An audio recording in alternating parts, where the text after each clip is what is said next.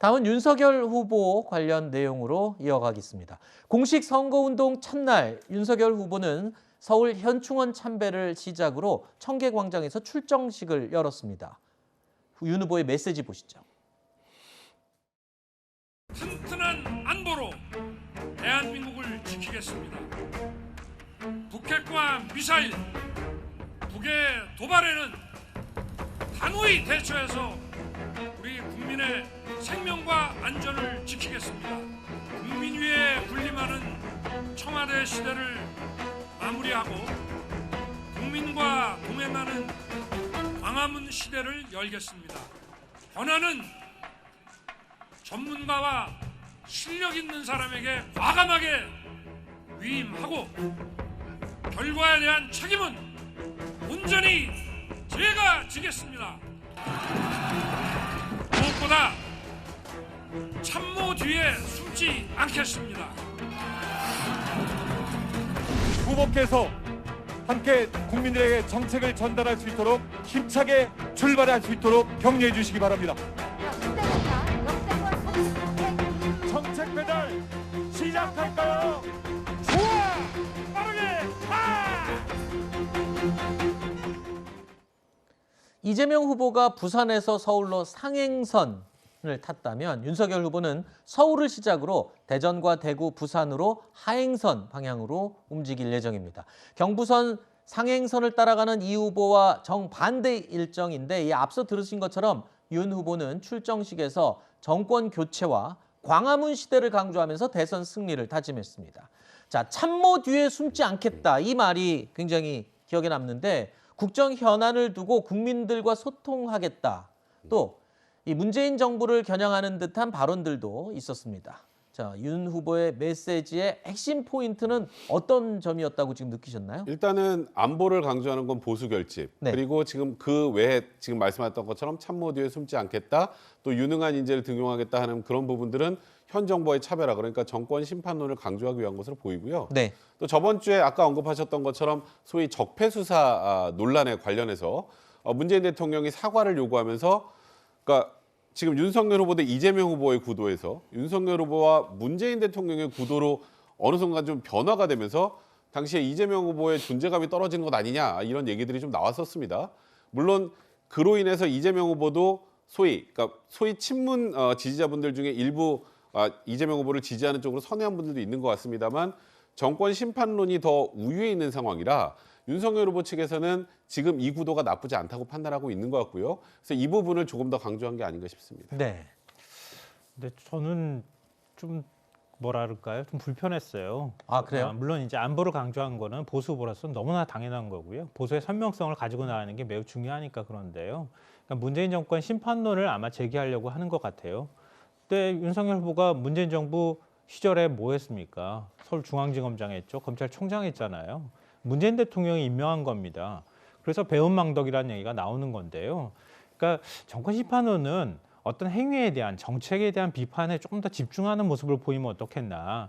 그러니까 문재인 대통령이라고 하는 그 문재인이라는 사람을 자꾸 건드리기 시작하면 그러면 이번에 이른바 이제 정치 보복 수사 관련돼 있는 언급하고 난 다음에 오히려 지지율이 움직이는 모습들이 보여졌던 것처럼 윤석열 후보한테도 바람직하지 않다고 봐요.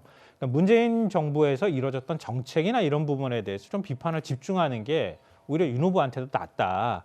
자꾸 문재인이라고 하는 개인을 내가 어떻게 하겠다. 문재인이라는 사람은 참모 뒤에 숨어서 뭐 하는 사람이다.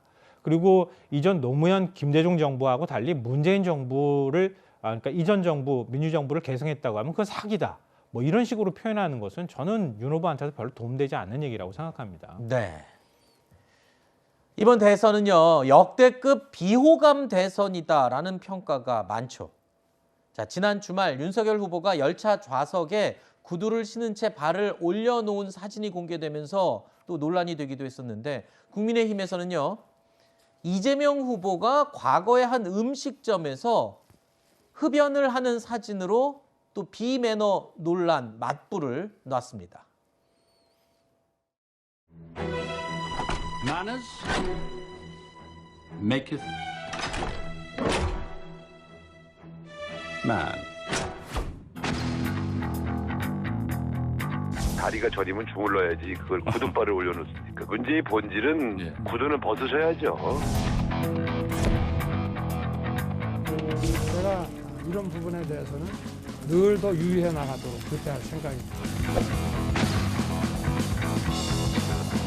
보통 식당에서는 담배를 흡연을 하면 안 되지 않습니까? 근데 이제 담배를 피는 모습이 이게 또 사진이 또 올라왔더라고요. 그래서 저는 그런 부분에서는 좀 도찐 개찐이라고 보고 있고요.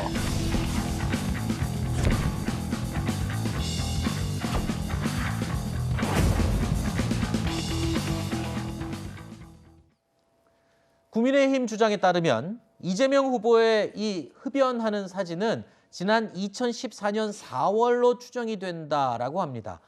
그런데 이 당시에는요, 100제곱미터 이상 음식점에서만 흡연이 전면 금지되었던 때이고 나머지 이 장소에서는 이 계도 기간이었기 때문에 민주당에서는 2014년 당시에는 실내 흡연이 법을 위반한 행위는 아니었다라고 해명을 내놨습니다.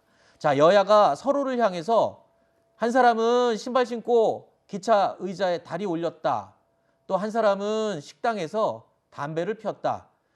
이러면서 도덕이 없다라고 공세를 피고 있는데 보는 유권자들 입장에서는요. 이재명 후보나 윤석열 후보나 비호감도만 점점 올라가고 있는 건 아닌가 이런 생각이 듭니다.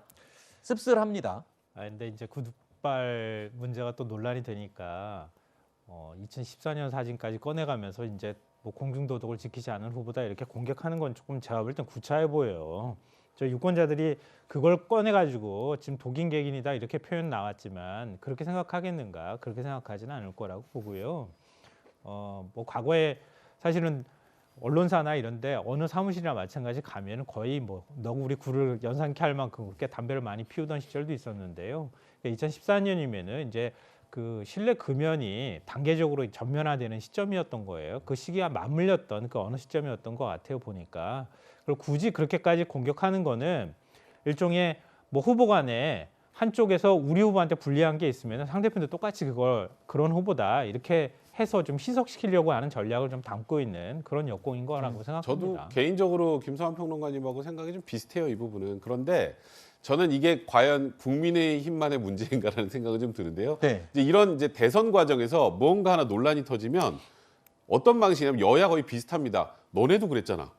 네. 너도 뭐 잘못했잖아. 이걸로 많이 소위 물타기라는 그 상황을 많이 연출하는데 양쪽 저는 다 비슷했죠. 비슷하다는 거예요. 그래서 사실 지금 상황에서는 그냥 윤석열 후보의 저 구두발 저 논란은 이에 대해 사과하고 끝내면 될 것 같아요. 그러니까 굳이 상대방 후보의 과거 사진까지 또 끌어올리고 또 만약에 이재명 후보 문제되면 또 윤석열 후보 옛날 거 끄집어 올리고 이런 것들은 양당 모두 좀 자제를 했으면 좋겠습니다. 네.